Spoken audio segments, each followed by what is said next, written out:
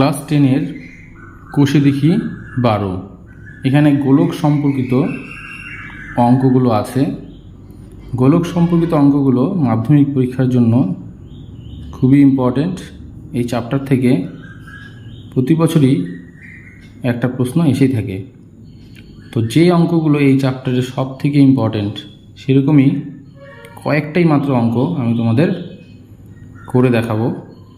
তো সেই কারণে তোমরা প্রত্যেকটা অঙ্ক মনোযোগ দিয়ে দেখো এবং সেগুলোকে শিখে ফেলার চেষ্টা করো। তাহলে পরে তোমরা একটা অঙ্ক অবশ্যই মাধ্যমিকে কমন পাবে। তাই তোমাদেরকে বলছি পুরো ভিডিওটা দেখবে, কারণ মাত্র কয়েকটা অঙ্কই এখানটায় আমি করব যেগুলো পরীক্ষার জন্য ইম্পর্ট্যান্ট। প্রথম আমি করছি হচ্ছে 2 নম্বর অঙ্ক। দেখো কি বলেছে, একটি চামড়ার বল তৈরি করতে প্রতি বর্গ সেমি 17.50 টাকা হিসাবে 431.20 টাকা লেগেছে। বলটির ব্যাসের দৈর্ঘ্য হিসাব করে লিখি। তো এখানটায় গোলক সম্পর্কিত যে সূত্রগুলো হয়, মোটামুটি দুটো সূত্র দিয়েই কাজ হয়ে যায়। একটা হচ্ছে গোলকের বক্রতলের ক্ষেত্রফল বা সমগ্রতলের ক্ষেত্রফল, আর একটা হচ্ছে গোলকের আয়তন। আমি একটু সূত্রটা তবু লিখে দিচ্ছি, দুটো সূত্র আমাদের লাগে। তো সূত্র দুটো আমি এখানে লিখে দিচ্ছি। গোলকের বক্রতল বা সমগ্রতল এর ক্ষেত্রফল, এই সূত্রটা আমরা মনে রাখবো 4πr²। ক্ষেত্রফল মানে একক হচ্ছে বর্গ একক, আর হচ্ছে গোলকের আয়তন, এর সূত্র হচ্ছে 4/3πr³। আয়তনের একক মানে হচ্ছে ঘন একক। তো এখানে কিন্তু আমরা মনে রাখবো আর হচ্ছে বৃত্তের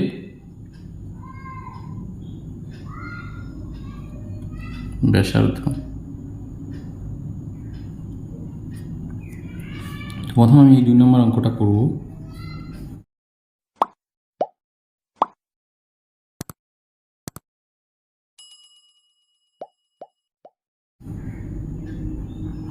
তো এখানটায় 2 নম্বর অঙ্কটা তোমরা 2-3 বার পড়ো, বইয়ে দেখবে। এখানে বলেছে যে প্রতি বর্গ সেমি 17.50 টাকা হিসাবে 431.20 টাকা লেগেছে। তাহলে বলটা তৈরি করতে মোট যত টাকা লাগলো এবং ওই বলের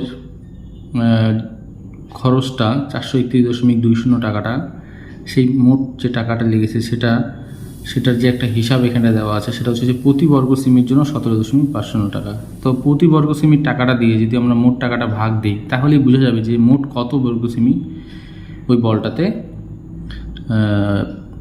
বল বলতে অর্থাৎ এখানে যে চামড়াটা আছে সেই চামড়াটা লেগেছে, কত বর্গ সেমি মোট চামড়াটা লেগেছে সেটা বের হয়ে যাবে। অর্থাৎ ভাগ করতে হবে। মোট কথা এখানে আমরা যদি মোট টাকাটাকে 1 বর্গ সেমির টাকা দিয়ে ভাগ দিই, তাহলে মোট কত বর্গ সেমি চামড়া রয়েছে সেটা বের হয়ে যাবে। আর এটা মানেই হচ্ছে বলের হচ্ছে বক্রতল বা সমগ্রতলের ক্ষেত্রফল। তো সেই কারণে আমরা ডাইরেক্ট এভাবে লিখব, বলটির আমরা লিখব হচ্ছে বলটির সমগ্রতলের ক্ষেত্রফল। বলটির সমগ্রতলের ক্ষেত্রফল ইকুয়াল টু, আমরা কি পাবো, ভাগ করতে হবে 431.20/17.50। এখানেও 2 ঘর আগে দশমিক, এখানেও 2 ঘর আগে দশমিক। তাহলে এই দশমিকগুলো যদি উঠাই, তো যদি এই দশমিকটা মিলে যায়, এখানে যত ঘর এখানে যত ঘর, তাহলে ডাইরেক্ট তোমরা উঠাতে পারো, কোনো অসুবিধা নেই। আর যদি মনে করো না এটার পরিবর্তে নিচে 100 দিবে, তাহলে এটার পরিবর্তে উপরে 100 দিতে হবে। তো 100 কাটাকাটি যাবে, তো ব্যাপারটা একই, এখানে এটা কাটবে। তো এরপরে দেখো এখানে কত দিয়ে কাটাকাটি যাচ্ছে, দেখো এখানে 7 দিয়ে কাটাকাটি যায়। 7 দুগুণ 14, 3 35, 5 7 35, 6 7 42, 1 11, 7 7 4 42, 6 7 42, তাহলে 616/25 বর্গ সেমি। আমরা বলটির ব্যাসার্ধ ধরে নিব। মনে করি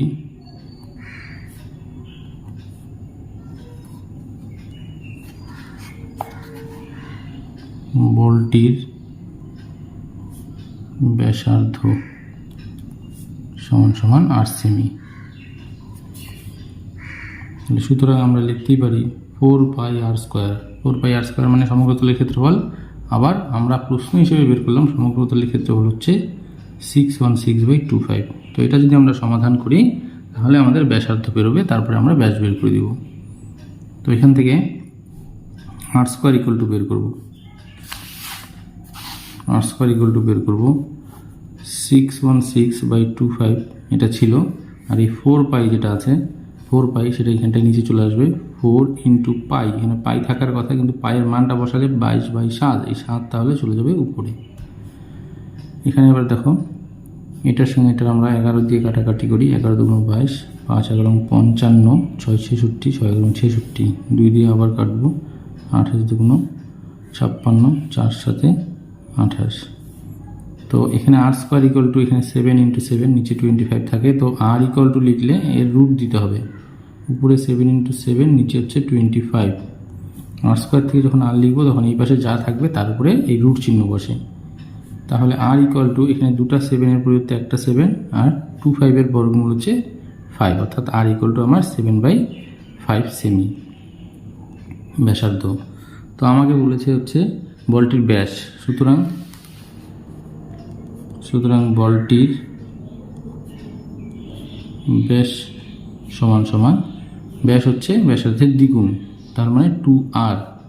তাহলে 2 ইন্টু আর এর জায়গায় এই 7/5, 7 দুগুণ 14/5। এটাকে যদি ভাগ করে দাও 5 দুগুণ 10, দশমিক দিলে 4 নামবে, দশমিক 40, 5 8 40। বলটির ব্যাস হচ্ছে 2.8 সেমি। এই হচ্ছে অঙ্কটা। এরপরে আমি করব হচ্ছে 8 নম্বর অঙ্ক, যেটা আরও ইম্পর্টেন্ট। একটি নিরেট সীসার গোলকের ব্যাসের দৈর্ঘ্য 14 সেমি।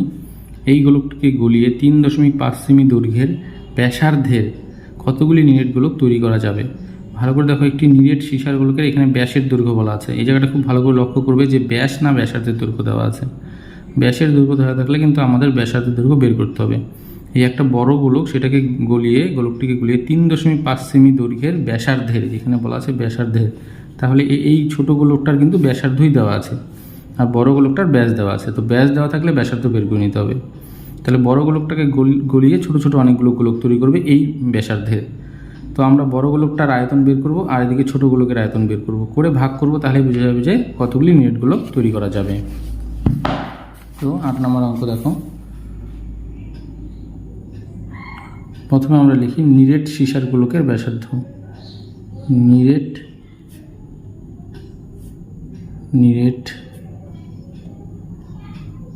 সীসার গোলকের ব্যাসার্ধ সমান সমান হচ্ছে 14/2 7 সেমি। সুতরাং নিরেট সীসার গোলকের এখানেই তোমরা আয়তনটা বের করে নেবে। আমরা জানি আয়তনের সূত্র হচ্ছে 4/3 পাই আর কিউব। 4/3 পাই আর মানে ব্যাসার্ধ, তো এখানে ব্যাসার্ধ তো 7, তো 7-এর কিউব। এখানে এটা 7টাকে ব্র্যাকেটও আমরা দিতে পারি, এত ঘন সেমি। ঠিক আছে, দেখো নিরেট সীসার গোলকের আয়তন বের হয়ে গেল। ব্যাসার্ধ প্রথমে বের করলাম, আয়তন বের করে ফেললাম। তারপরে 3.5 সেমি ব্যাসার্ধের দৈর্ঘ্যের কতগুলি নিরেট গোলক তৈরি করা যাবে? তাহলে এখানে আমরা লিখি যে 3.5 সেমি ব্যাসার্ধের গোলকের আয়তন। 3.5 সেমি ব্যাসার্ধের গোলকের আয়তন। 3.5 সেমি ব্যাসার্ধের গোলকের আয়তন কত হবে? একই সূত্র, 4/3 পাই ইন্টু আর কিউব। তাহলে এই গোলকের ব্যাসার্ধ 3.5, তাহলে তার কিউব দিতে হবে, এত ঘন সেমি।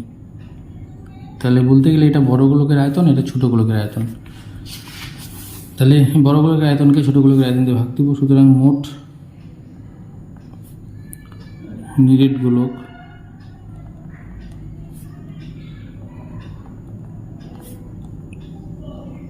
তৈরি করা যাবে, এখানে ইকুয়াল টু দাও দিয়ে লম্বা টান দিয়ে উপরে লেখো বড় গোলকের আয়তন 4/3 পাই ইন্টু 7 কিউব, আর নিচে হচ্ছে 4/3 পাই ইন্টু 3.5 তার কিউব।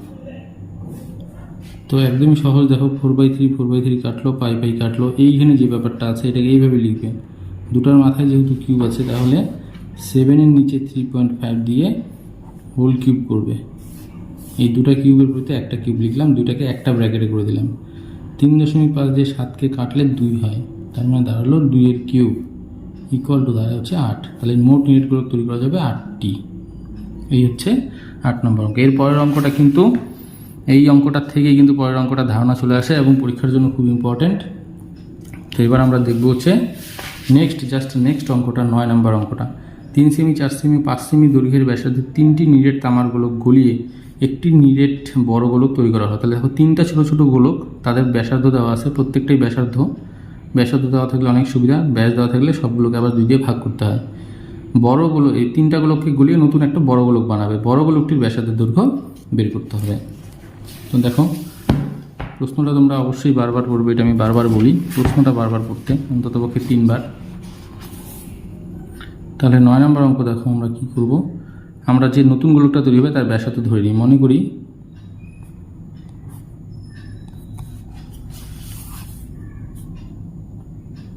বড় যে গোলকটা তৈরি হবে সেই বড় গোলকটির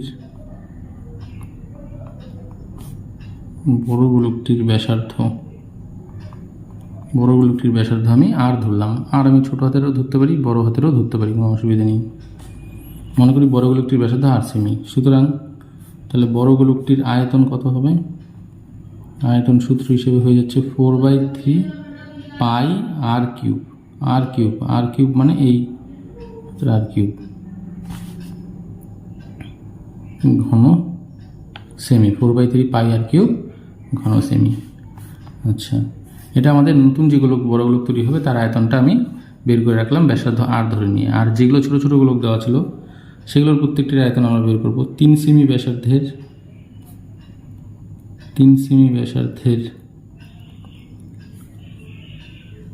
যে গোলকটা আছে, 3 সেমি ব্যাসার্ধের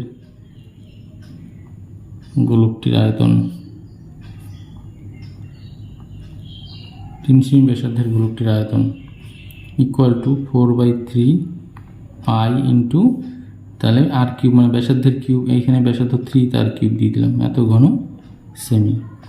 একইভাবে এখানে দেখো 4 সেমি ব্যাসার্ধের গোলক দেওয়া আছে। 4 সেমি ব্যাসার্ধের গোলকটির আয়তন 4/3 পাই ইন্টু 4 কিউব ঘন সেমি। তারপর হচ্ছে 5 সেমি ব্যাসার্ধের গোলকটির আয়তন তাহলে হবে 4/3 পাই ইন্টু 5 কিউব ঘন সেমি। তাহলে 3টা গোলকের আয়তনের সমষ্টি হবে এটা। সেই কারণে আমরা শর্তানুসারে আমরা লিখতেই পারি 4/3 পাই আর cube equal to 4/3 pi into 3 cube plus 4/3 pi into 4 cube plus 4/3 pi into 5 cube implies, এখান থেকে বাঁ দিয়ে লিখবে 4/3 পাই, যেহেতু এখানে সব জায়গাতেই আছে তো 4/3 পাই দিয়ে বাকি শুধু এখানে দেখো আর কিউবটা লিখে নাও। এখানে 3 কিউব আর ব্র্যাকেট না দিলেও চলবে, 4 কিউব এবং এখানে থাকলো হচ্ছে 5 কিউব, অর্থাৎ 4/3 পাই দিয়ে সবগুলোকে ভাগ দিয়ে দিলাম। 4/3 পাই সবার থেকে কাটা চলে গেল। তো আর কিউব ইকুয়াল টু এখানে 27, 4-এর কিউব মানে 64, 5-এর কিউব মানে হচ্ছে 100, 5 × 5 × 5 125। যোগ করে দেখো কত হয়, 5 4 9, 9 7 16, 6 হাতে 1, 2 3, 3 6 9, 9 2, 11 হাতে 1, 1 1 2। তো এবার 216 সংখ্যাটা হচ্ছে 6-এর কিউব। 6 × 6 করলে 216 আসে। তাহলে আর ইকুয়াল টু চলে আসলো আমার 6। তার মানে আমাদের হয়ে গেল যে সুতরাং বড় গোলকটির ব্যাসার্ধ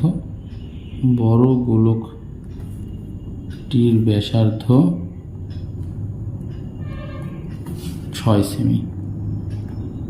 তাহলে দেখো ছোট 3টি গোলক 3 সেমি ব্যাসার্ধের, 4 সেমি ব্যাসার্ধের আর ছিল 5 সেমি ব্যাসার্ধের গোলক 3টাকে গলিয়ে যদি বড় গোলক তৈরি করা যায় তার ব্যাসার্ধ দাঁড়াচ্ছে হচ্ছে 6 সেমি। আর একটাই অঙ্ক করব আমি,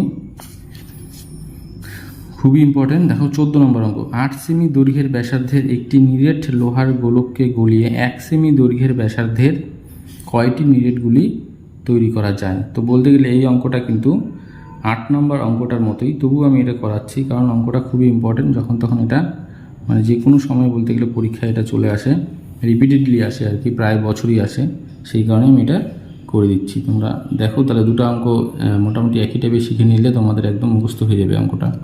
8 সেমি দৈর্ঘ্যের ব্যাসার্ধে, তো এখানেও দেখো ব্যাসার্ধই দেওয়া আছে, নিরেট লোহার গোলককে গলিয়ে 1 সেমি দৈর্ঘ্যের ব্যাসার্ধ, এটাও ব্যাসার্ধ।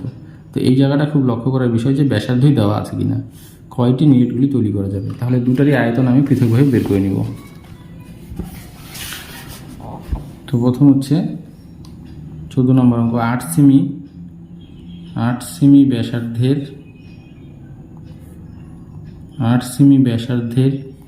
গোলকটির আয়তন, 8 সেমি ব্যাসার্ধের গোলকটির আয়তন সমান সমান 4/3 পাই ইন্টু r³ এত ঘন সেমি, এখানে সেন্টিমিটার যেহেতু একক দেওয়া, ঘন সেন্টিমিটার। আর হচ্ছে 1 সেমি ব্যাসার্ধের গোলকটির আয়তন 4/3 পাই ইন্টু তাহলে 1³ ঘন সেমি। সুতরাং মোট নিরেটগুলি